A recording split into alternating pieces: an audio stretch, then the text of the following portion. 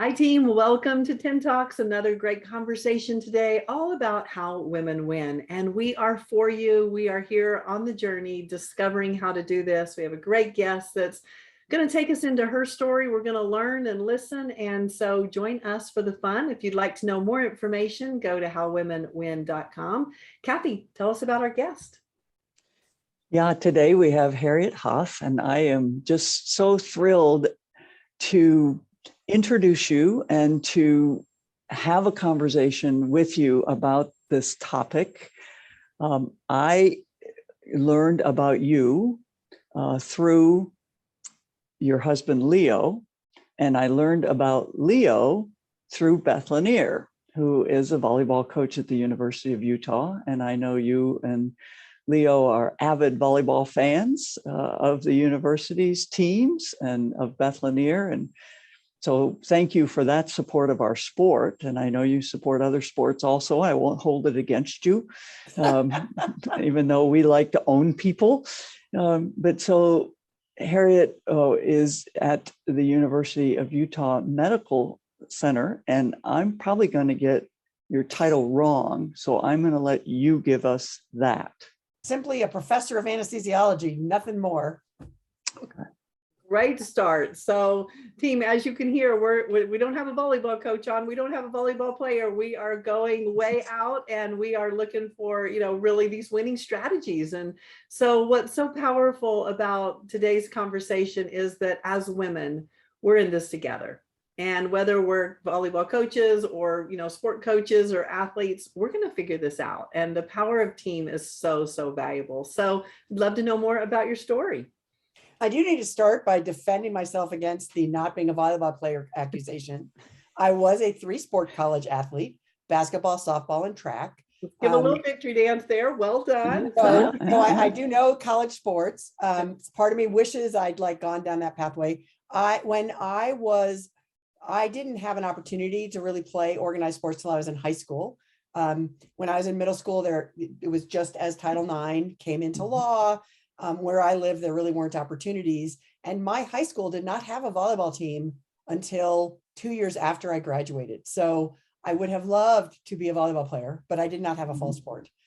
So basketball was really my first love. And I actually think, it's interesting. I still have those college accomplishments on my CV, and I do a lot of coaching on CV writing.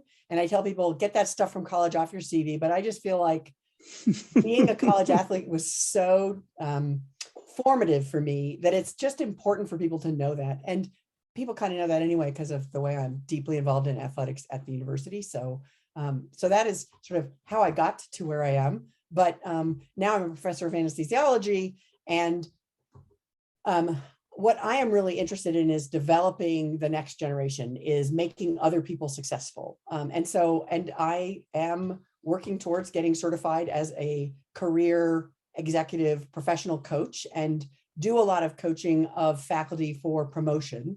Okay. And so I see a lot of overlap between this sort of professional and life coaching as well as coaching of teams. It's that same, how do I develop the individual? How do I make them take control of their own success? And how do I make them successful? And I think in medicine, we were very late to the world of coaching. We've probably 5 years, we've been getting more organized about coaching medical students to help them develop professional identity. Coaching programs for faculty have largely been, if you get a big leadership role, they will hire you an external executive coach. And if you get in trouble, they will assign you to remediative coaching, which is terribly not successful and everybody hates. We are trying to gather this momentum for this idea that, what about coaching as a reward, coaching as a way to get better? And so we actually have something called the Utah Coaching and Advancement Network in the School of Medicine, where we provide short-term coaching programs based in professional identity and goal development and what's my next step for medical students, early career faculty, mid-career faculty, and now actually for mentor training for mentors, because that's a big part of what we do. We all live in a world where people tell us what our goals should be. And I think I've never been good at going after someone else's goal. And so I've known I need to go after my own goals. But I think a lot of people, if you want to be liked, right? If you want to succeed, I think for women, it's particularly true that you're like, I got to do what they tell me to do, or I might not be successful. To me, sitting down and figuring out what are your values, what is important to you, what are your goals, spending time with a coach, a professional coach, to get an idea of what is it that I want to do? What is my professional identity? What is my North Star? It keeps you going when you're doing something. So I will say my North Star is I want to improve our promotion process and make more people successful and make other people successful. Their success is what makes me happy. And so I've been able to follow my path, kind of just doing that. That is not everybody's path, but if you find what makes you happy, when someone tells you you can't do it, I also had another path, which was I want to be the anesthesiologist who prevents surgical site infections. And my chair said to me, that's all interesting research area. It has nothing to do with anesthesiology. It turns out it does. It's one of our key outcomes now, right? So, but the fact that I cared so deeply about it meant I was willing to persevere. So it's fascinating the way that we connected about this podcast is Beth Lanier and Leo, your husband, co-wrote a book that came out 2 years ago, I guess now, close to 2 years ago. And it was for coaches, for athletic coaches. And the title of it was Stop Competing and Start Winning. I've read the book. It's a good book. But the title was completely counterintuitive and different from what Carlette and I have spent a lot of time talking to coaches about, is managing the competitive environment so that you can win. And so I asked Beth and Leo why the title of the book, and Leo brought you in and said, oh, Harriet's got to talk to you about this. Talk away, Harriet. Tell A us a bit preamble, about it. yes. Yes. Tell us, are we trying to take competition out of things? You're in a very hierarchical profession.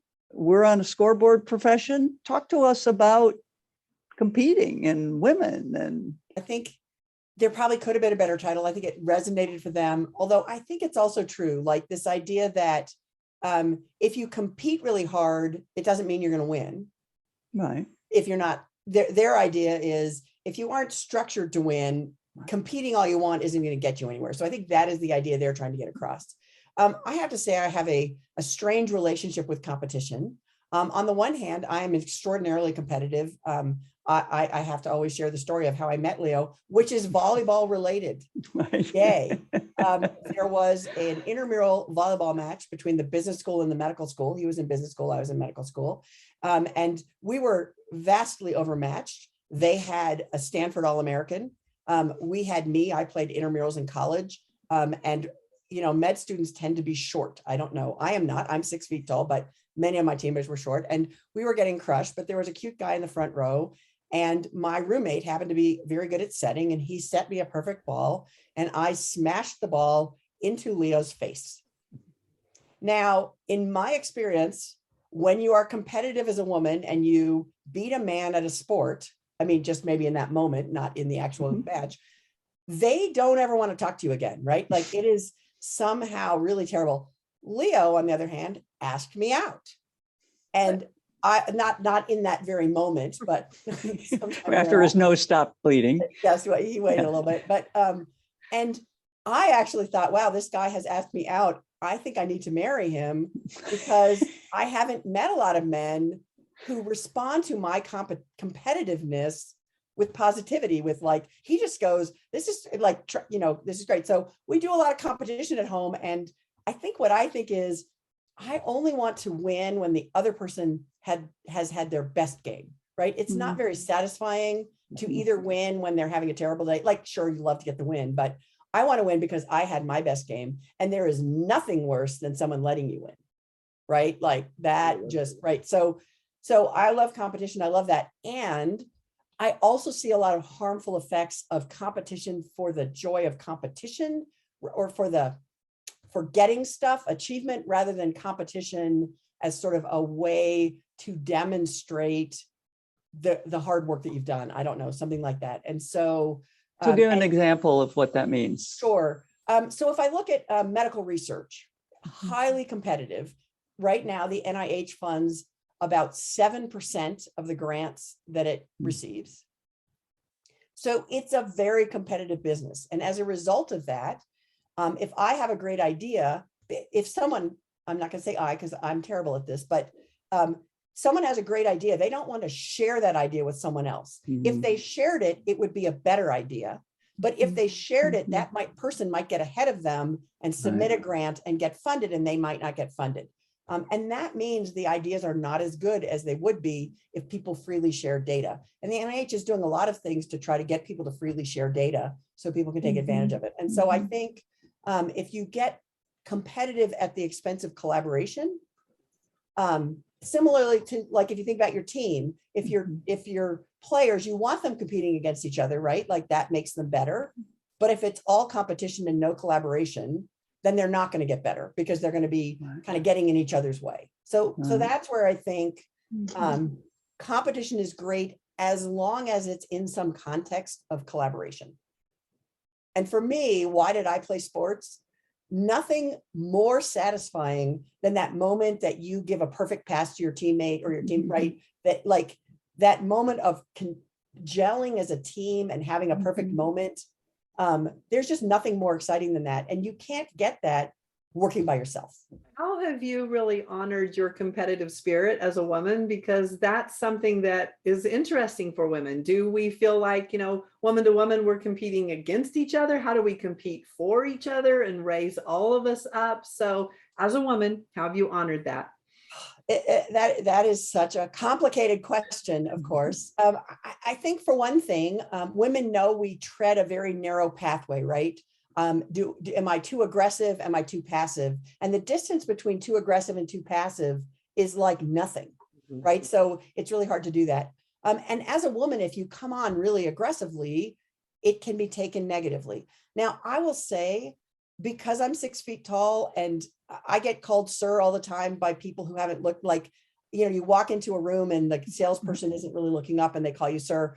I think I can get away in some ways with more aggressiveness. On the other hand, I am more intimidating than the average person, than the average woman. And so I have to kind of soft pedal a lot so as not to feel that way. Whereas sometimes the smaller women, I think, if they're in a different thing where being aggressive can be seen as, like, it's much more noticeable, but also it can have more impact because they don't initially appear intimidating. So I think there's that whole, can you be aggressive as a woman and not be negatively seen? So you got to sort of navigate that. And then there's this whole idea that sort of women compete with each other, that women are holding each other back. And I think that is a problematic belief. If you look at this idea of scarcity, so there's a lot of data out there. For example, if a woman leader promotes women, it reflects badly on her. She gets backlash. If a man who's a leader promotes women, he is applauded. He's given awards for promoting women. And so women have sort of internalized this. If I advance women too much, I might get myself in trouble and lose my job. And so it makes it much harder for women to advance women. And then there's the scarcity problem of, if they're only going to hire one woman, it puts me in competition with the other women, which is ridiculous, but reality. And so I think, and then the last thing is, and you just, what I wish I remembered who, you just had a little snippet from somebody, sort of the New Zealand coach, talking about how women are perceived differently, right? When a woman is a leader, her actions are perceived differently, right? So that idea that I do the same thing as a man, but I might get backlash, whereas the men gets applauded. And so as a woman leader, you just have to be much more careful. And also by the way, men and women are equally brought up in our society to view women as leaders as not being as effective, right? So if you're a woman and you sort of lead like a man, you are likely to get backlash from it, including from women. And so there will be women who are like, I don't like the way he leads. I'm going to give you an example from medicine that I think is is a beautiful encapsulation of this problem. So in medicine, one of the big things that we do is resuscitating people after cardiac arrest, and that is core to anesthesiology. That is who we are. And it turns out that doing that right is really important. And there's guidelines, right, that we've got, like when you're doing a code, you've got your little sheet and it says, okay, now give epinephrine, now do this. So there's very structured ways of doing it. It also turns out that the people leading the code with what we call agentic behaviors, sort of basically being aggressive, people showing that leadership skill, that what's viewed as a masculine leadership skill, is very important to the success. When I'm in a code, I don't say, hey, I wonder, would someone in the room be willing to give some epinephrine? I go, please, hey, please. Give epinephrine now, right? Right. So it also turns out that the way we train people to do that is by doing simulations. We have these high fidelity mannequins and we do a code. And so you can do a lot of observational type of studies and even randomized trials. So they got med students and they're doing their code training, and they get assessed on their leadership skills. And the medical students who are identified as women are identified as demonstrating inferior leadership skills during those simulated codes, not on real people. That's a little depressing. Like maybe so now we're going to go, let's teach them leadership skills, right? That's going to solve the problem. Turns out it's not women we need to fix, it's the system. So they do a qualitative study. They do a study, another one of these kind of studies, in internal medicine residents doing a similar simulation. And they find that agentic behaviors define leadership during codes. And when women display agentic behaviors, they get negative feedback. So that seems like a problem. So then they do a scripted, simulated resuscitation where they say, okay, you're going to say, you just read this. And residents who identify as men were perceived as demonstrating better leadership skills, even though they're using the exact same language. So that is the problem for women. I'm using the exact same language as a male coach, and I am viewed negatively while he's given awards. And so that's something that we have to get over. I will also say it is not anchored in reality. So if you look at outcomes, what we call return of spontaneous circulation, but if you look at people who you at least transiently save by a code, teams that are led by a woman physician and a woman nurse have better outcomes than teams that are led by any other combination. Why? Well, we don't know exactly, but one reason is likely that women in medicine are more likely to follow the guidelines. Follow the rules. Yeah. Right? They follow the rules. And we know that's probably true for women. And because they follow the rules, it's not a huge difference. Like, it's okay if a man comes to resuscitate you, you should let them. But if two women resuscitate you, you're probably going to do better because they're going to do the right thing. More likely. And so what's frustrating to me is the women are actually doing better leadership, but they're viewed as doing worse leadership. And better results. Yes, that's what I'm saying. Better leadership, meaning they get better results because they're doing the right thing. So Harriet, do you think that over time, because there's a significant amount of literature now on two things. One is employees' perceptions of managers. Okay? And men and women alike are now rating women managers higher. Okay. And again, it's a bell curve. Some of us are terrible. Some of us are really good. But, you know, on average, rating women higher on that. And we're also getting a body of research that says if you have women on corporate boards and in leadership positions in the C-suite, the company performs better. And so do you think this is a process, that this is something that with other learnings in our society about values of diversity, whether it be race-based or gender-based, you know, we used to not be able to listen to women's voices, radio. I mean, I remember, you know, when I first started listening to NPR, there were never women.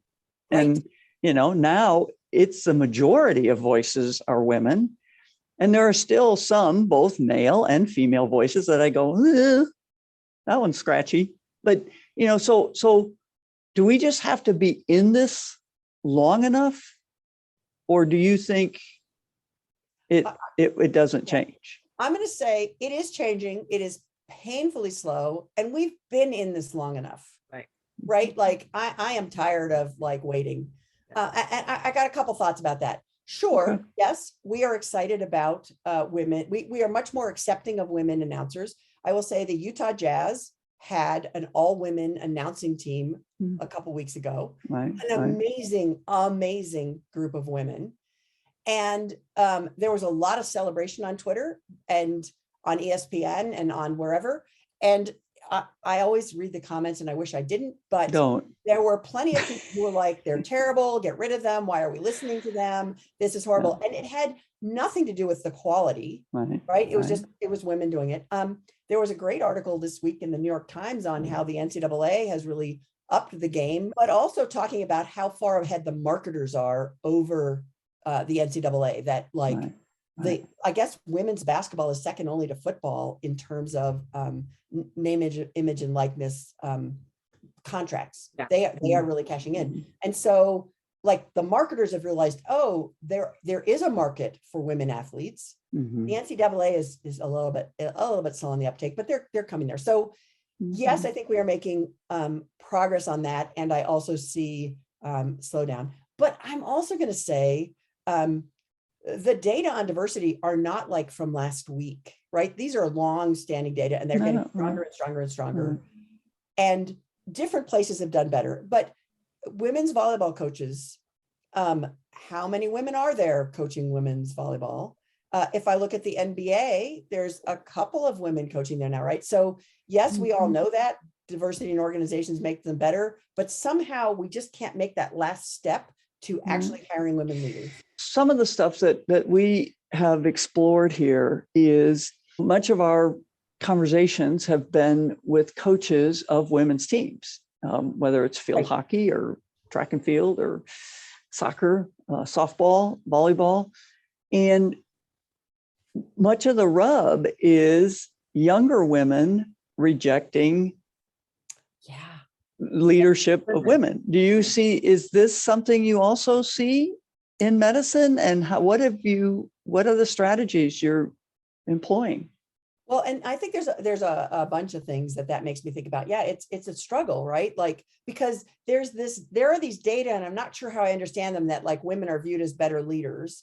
I think there's one piece of that, which is in order to get through to become a leader, you have to be so much better than your competition amongst the men that you're just a great leader. But also it doesn't align with how I see women leaders treated in reality, in my world. And so I'm not like, I don't know I don't know exactly how that works. I think, we know that, for example, giving people implicit bias training, saying, hey, you've got implicit bias, and helping them cite that they have it actually makes things worse, because it turns out unless you tie that with something about how to interrupt that bias, they go, oh, I got bias, I guess that's just who I am. There are, it is true that if you use a search process that's inclusive and that, forces people to try to interrupt their bias and not just go with that, you get better quality. But then the women are often struggle as leaders because they're either undermined by people not liking to have them as a leader, or oftentimes, at least in medicine, women are hired for what we call glass cliff positions, right? So women are hired for the departments that are struggling, or the institutions that are struggling. And then maybe they'll save it. But if they don't, rather than it being, well, they came in to save a struggling institution and failed, they go, yep, we had a woman once, we're never doing that again. You see, and you see that with college presidencies. You see it with sports teams. I mean, who gets hired into the bottom rung of the conferences? Women do. And who failed there before? Men, women, dogs, everybody. Okay. Everybody failed there before. And now it's like, well, we're probably just gonna have to go with a guy because she failed. It's like, it's a terrible team. Everybody's failed there.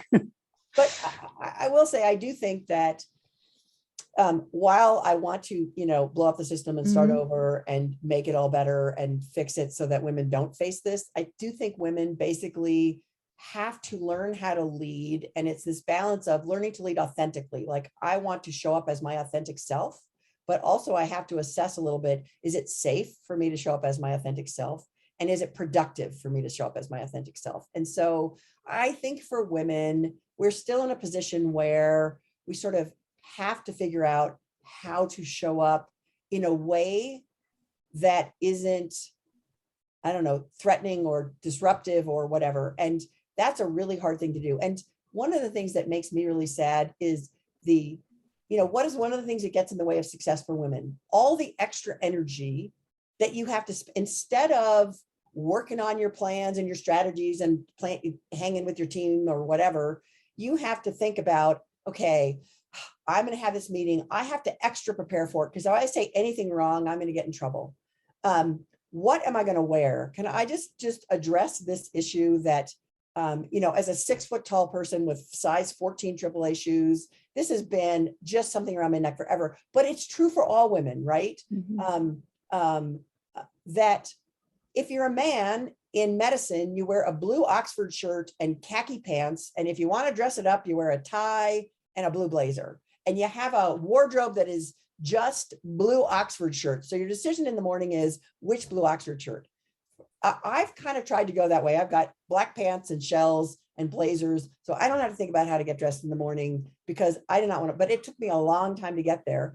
And if you wear a low cut blouse, you're judged. If you wear pink leather pants as a coach, Twitter blows up, right? So as a woman, you have to spend extra time thinking about, high heels. High heels were just a big thing. I personally could not wear high heels, would not wear high heels, but like, why would that disqualify you? But also if you show up in sneakers, you might get criticized, right? So as a woman, even before you go to work, you got to spend a lot of time thinking about, how am I presenting myself today? How will people view me?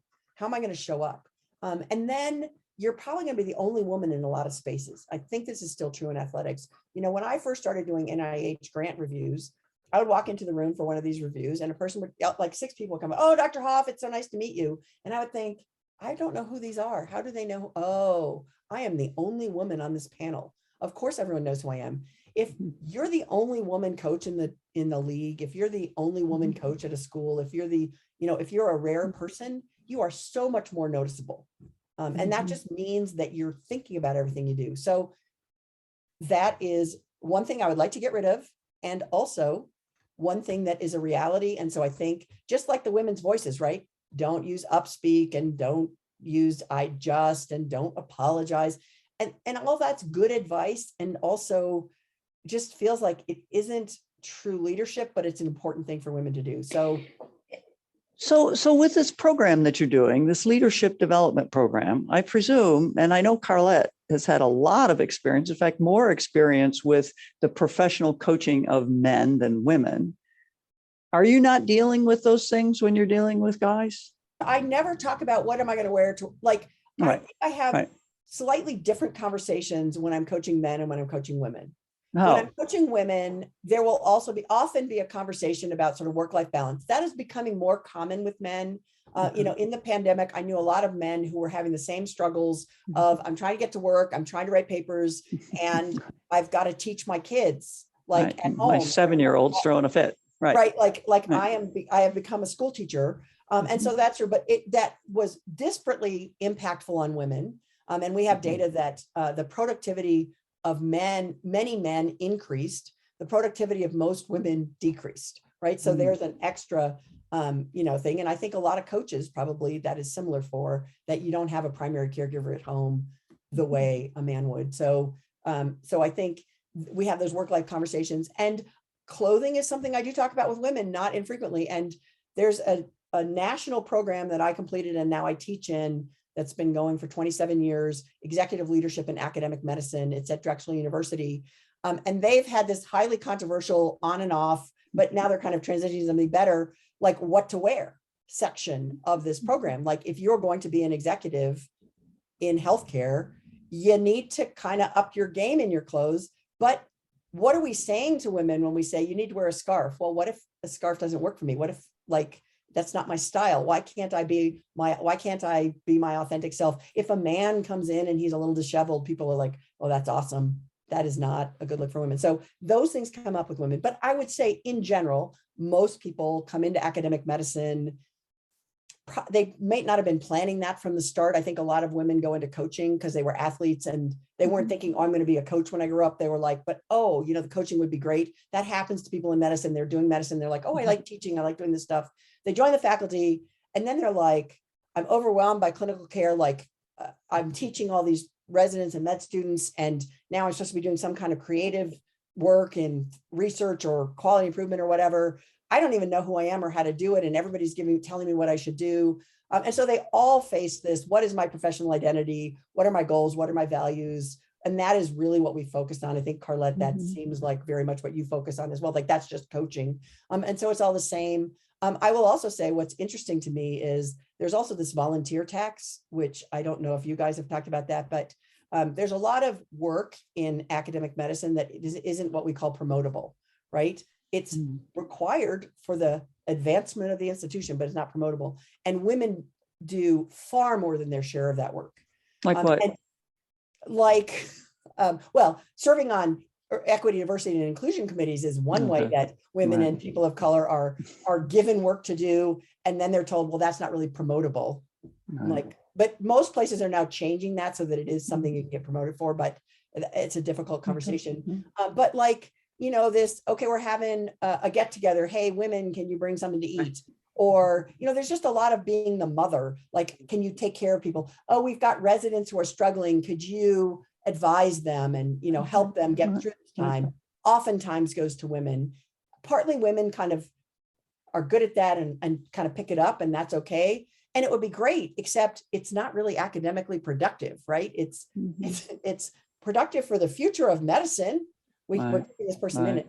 So those are things where there's a tax for women. Well, and probably both of you have had the experience, I know I have, of you're getting ready to turn something down. Somebody's offered you an opportunity of speaking engagement or this or that and stuff, and you go, no, I really don't have time, or I don't have interest or whatever. And they go, well, we're just really struggling to find a woman. It's like, okay, I'll come. Yeah. Well, and that's the other thing. People want women on committees. Right. It's like, okay, that was always the way that I would relent. It's like, oh, okay, well, you need a woman on this, in this coaching clinic because you have all men. And it'd be like, of course, I'll come. Here's one of my favorite things that I have learned. No is a complete sentence. Yes, I love that. I think one of the things is the idea of what is your yes, sort of what is it, like, what are you trying to accomplish? What is your goals? If you've got that North Star, that yes, if you know exactly what you want to get done, then it's easier to say no to things. But I also have to say, I often say yes to things because I'm like, someone's got to do that. Well, and again, you're all right, this isn't name calling. You're a kick-ass woman who's going to do a good job. If we're going to put Carlette in a situation, she's going to hit it out of the park. And she knows it. She knows she's good. And it's like, we're looking for these role models. We're looking for people to be good. You hire me to do a clinic, they're going to love it. Okay. Yeah. So what's part of my why is show people that women can do these things. Yeah. Women can be good at it. Women can be great at it.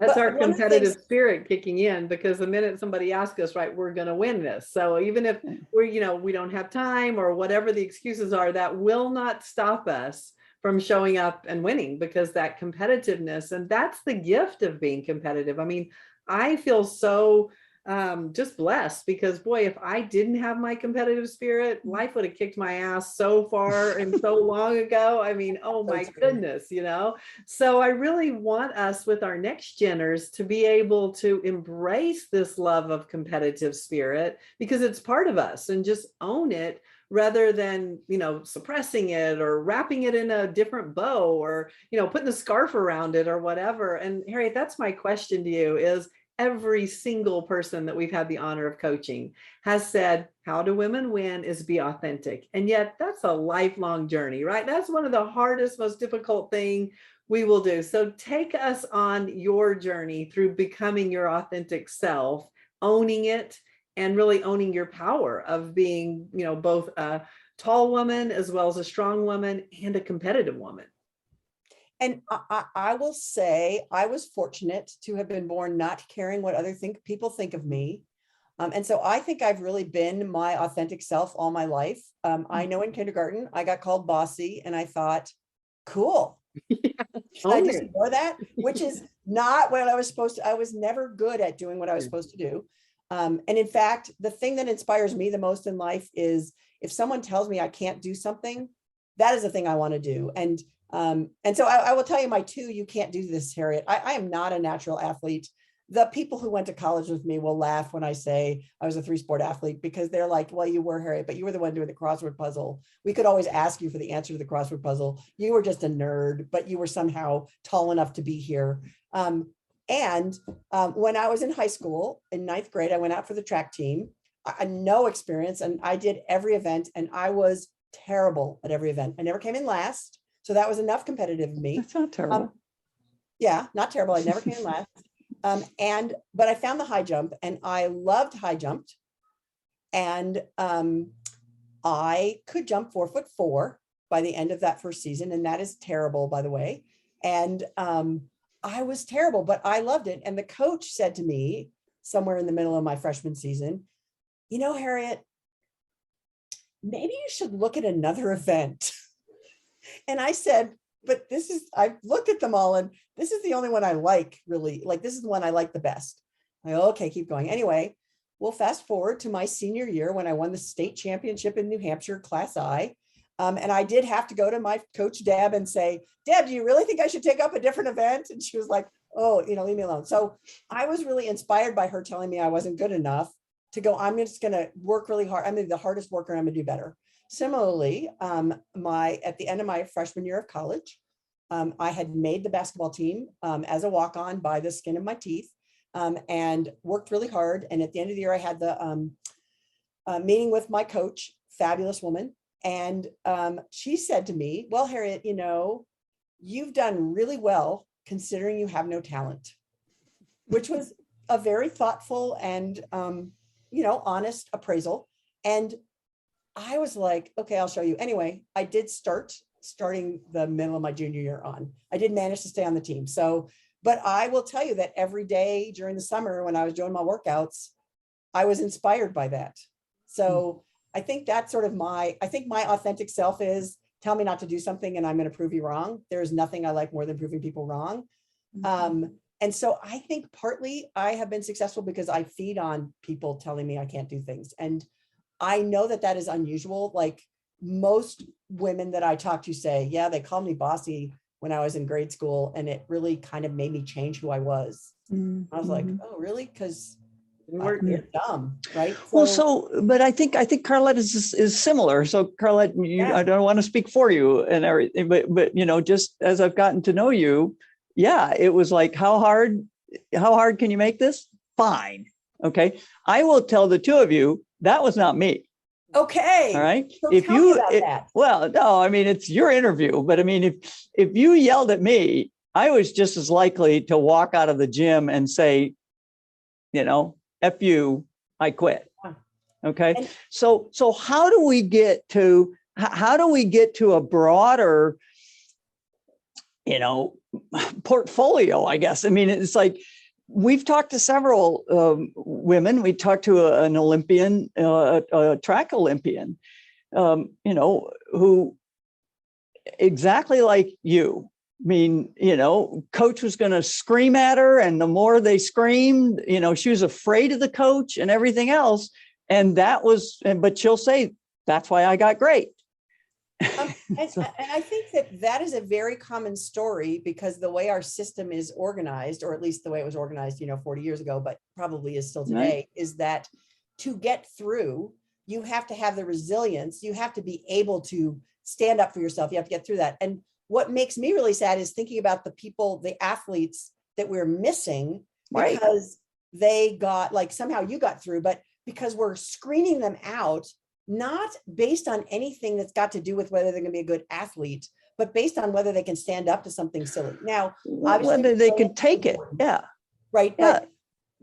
But The Russian, I mean, like, again, the Russian in the Olympics, 15-year-olds, very good, very talented, fails, coach screaming at her. Everybody in the world goes, how come you're not hugging that child? She's just a child. And the Russians are saying, you got to be kidding me. We're Right. trying to make her fabulous. She's Right. not going to get to fabulous if she fails under pressure. And so it's very much the paradigm that was, when we were growing up. It is not the paradigm today, and it's not going to help women to succeed if we have to weed out everybody that can't be abused and think it's great. And we're probably weeding out people who might be better, right? Like, and who might turn out great later. Right. So I do think that the other problem we have is that the women who make it through tend to be, we've got women like you who make it through, obviously, but tend to be women like Carletta and I. And for me, I had a hard time understanding. I just thought it was normal to ignore what other people thought, right? Like, it took me a long time to recognize that I was in some way unusual. And so in my coaching, I started out really thinking of myself as a mentor, and now I've more transitioned to a coach. But in all of those developmental relationships, one of the things I struggled with was someone would come to me and say, the chair asked me to do this thing, and I want to say no, and I don't know how to say no. And I would say, oh, I've been there. I have a hard time saying no, and I know the answer. I am interested in everything. I want to do everything. So you got to kind of have a priority list, and you got to figure out what am I going to do. And they go, well, that's not why I'm saying no. I'm saying I don't want to say no because I might get fired. And I used to go, you're not going to get fired. Are you kidding me? Like, in clinical medicine, in academic medicine, we need more people. You are a fabulous clinician. Your chair is not going to fire you. And that was not effective. That did not help them say no. So what I realized was I had to kind of go back and say, well, why are you afraid your chair is going to fire you? And work on, okay, this is a difficult situation for you. How can I help you figure out how to have those sort of crucial conversation skills so that you can go into that conversation prepared to stand up for your no, but prepared in a way that you aren't worried that you're going to ruin that relationship by saying no. And I think often that fear that you're going to ruin the relationship or get fired is much greater than the reality. So if they can kind of practice with it, but it made me kind of change my style of saying, okay, let's kind of dig down into this and think about it. And one of the things I do a lot, and I don't know how this would work in the coaching world, is, okay, I'm coaching someone and they say, oh, I'm going to this meeting this afternoon. I'm really worried about it. I'm meeting with my new boss and whatever. I got to figure out my ask. I go, okay, stop. I'm your boss. Hit me. And then we don't say role play because no, people like it. We do a practice, a rehearsal of the meeting. And similarly for interviews. And I know in ELAM, executive leadership in academic medicine, we actually do practicing for interviews as well. Women often don't do as well in interviews, and there's millions of reasons for that. But practicing is a way to help women, base what learn how to claim their accomplishments. We call it graceful self-promotion. Learn how to tie it to their strengths and present it in a way that's, positive. And so I think those, maybe you set up practices with new women coaches that are like, okay, you're going to go talk to your team. How are you going to do it in a way that works? And then just give them an opportunity, sort of a simulated, your team doesn't buy what you're selling mode, so that they can come up with different ways of doing it. So I think that's more what it is this supportive environment of helping people practice and rehearse and learn what are the ways that I can do it. One thing that I'm really interested in is just the combination of fear versus love, really coming at it from a love and passion. I want to do this. I'm really passionate about it. And yet I'm afraid if I'm myself or if I'm too passionate and too much. So what have you learned to really anchor in and empower the power of love versus fear? I love power of love versus fear. And I'm not sure that's how I thought about it. I think, I think about that, like that I'm intimidating. And so I'm at risk when I go into a meeting of overpowering people. And so I think things one of my friends gave me a red marker and she said, just, put that in front of yourself. And when you start to talk too much, just see the red marker and go, stop. So I know that I can sort of fill a room. I can take over a room. I'm big, I'm loud. I have opinions. And so just staying silent, we know how powerful that is. I think that's a way of showing love, right? Like sometimes fear leads you to talk too much. And then I know that you get better answers when everybody's answers are part of it. And I know I get to answers fast, so I try and hold back. And so I think I am big and authentic, but also aware of my impact on others. And so I can, and I think I authentically care about other people. And so I can show that. And so I do think as a leader, this idea of sort of the collaborative leader, right? I'm not a competitive leader. I'm a collaborative leader. I want other people's opinions is really important. And then, I just think, like we do a lot of work on giving feedback, right? And difficult feedback, because when you've got a player who's not living up to what you should be doing, you need to give them feedback. Same with a resident or a medical student, right? I want to give you some difficult feedback on you didn't do that well. But I am doing it from a place of, I want you to get better. And so one of the things we talk about is, say to the resident, I would like to give you some feedback. It turns out saying that you want to give feedback puts people in the right mode. And then say, I think you're great. I really want you to be the best clinician you can be. And here's something I have to say for you to make you the best clinician you can be. And that is a more productive way than saying to the person, you just were terrible just then, right? And we talk, and also the idea of objectivity, right? It's not that you're a bad person, right. It's that you didn't do that drill well, right? And the other thing I see a lot is someone's not quite showing up today. Are you okay? What's going on? Is there something going on? Because I think oftentimes there's something going on and that's why they're not. So just being curious, asking questions, right? You're a coach, Carlette, I'm sure this is what you do. I try to do this as much as I can. I tend to jump to conclusions. So I kind of have rules, no talking for 10 minutes. They got to just get to talk. But showing them support and love, I think is much more effective at then being able to give them that difficult feedback than just leading with, you're a bad person, right? So the radical candor formula. Yes. The care personally, challenge directly. But it's interesting that in radical candor, the challenging directly is more like, if you're going to do harm, it's caring personally without challenging directly. Right. It's that sort of whatever that empathy, the harmful empathy. Whereas if you challenge people and kind of annoy them, at least that's got something. But yes, I care about you and I'm going to challenge you to do better. Right. And I'm curious about if this is working for you, because that curiosity piece I think is huge. And I always kind of go, I'm talking about this and I'm not sure, is this how I really behave in those relationships? I will say I've had 3 conversations today where someone said to me, thank you so much for doing this. You are so helpful. And they weren't all formal coaching situations, but a pre-med who's trying to pick between 2 med schools. Oh, Harriet, you always know how to connect me with the right people. And a faculty member who's going up for promotion. Oh, this is so helpful. You helped me figure out how to present myself. So apparently I am successful at doing it.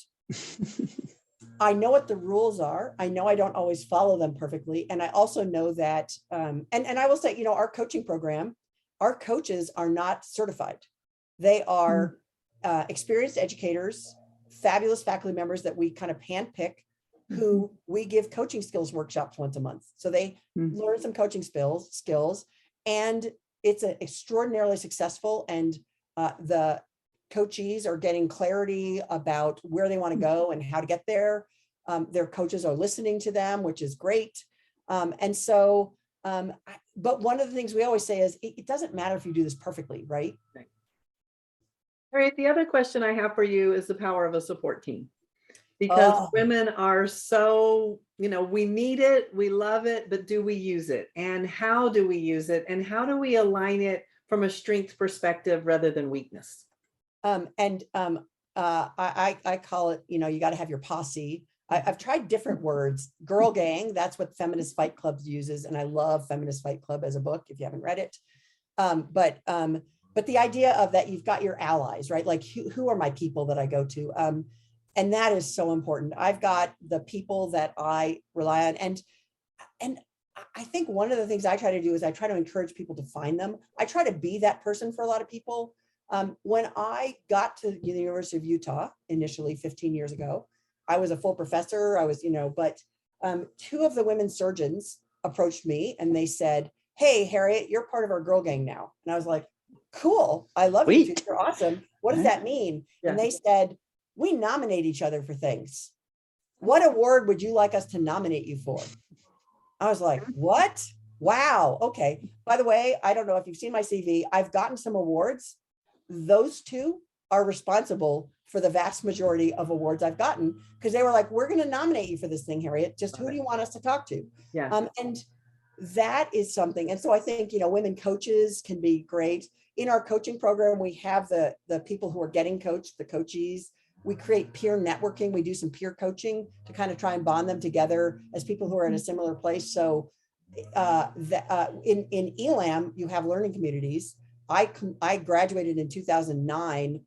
I still reach out to my learning community when I need help with something, right? Like it is that power of, "Hey, I have something I have to submit. Can you take a look at it?" "Yep, I'm going to take a look at your proposal for a leadership role. I'm interviewing. Can you just help me practice?" I think if you don't have that, it's just so hard to get through.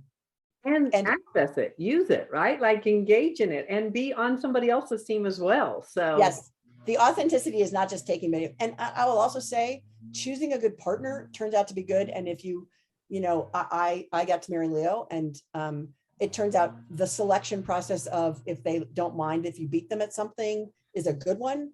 But he has been like one of my big allies. And honestly, he now teaches in ELAM as well, which is kind of fun. And when he teaches strategy and decision making there. Kathy, you might have imagined that. And that he is beloved. And when he teaches it, he uses examples about me, and I teach after him in the program. And I always feel a little self-conscious because people are like, "Oh, Harriet, I wish I were married to someone who talked about me like your husband talks about you." So men can be allies like that. I guess that's just the point of that long meandering. Oh, that was beautiful. Well, team, this has been such a gift to learn and really to just kind of merge our sports and medical. I mean, what fun to really see just how women are winning and being for each other. So, Harriet, thank you so much for the gift of words of wisdom today and sharing so much. Team, it's up to you. Go out and win your week and your life, and just go for whatever matters to you and figure out your way. Your way is the best way for you, and we are on your support team. Kathy, thank you again for another great conversation. Thank you, Charlotte. Absolutely. Harriet, thank you so much. And thank you both. This is so amazing. Talking about supporting women. Okay, team, it's up to you. Go out and make it your day. Thank you.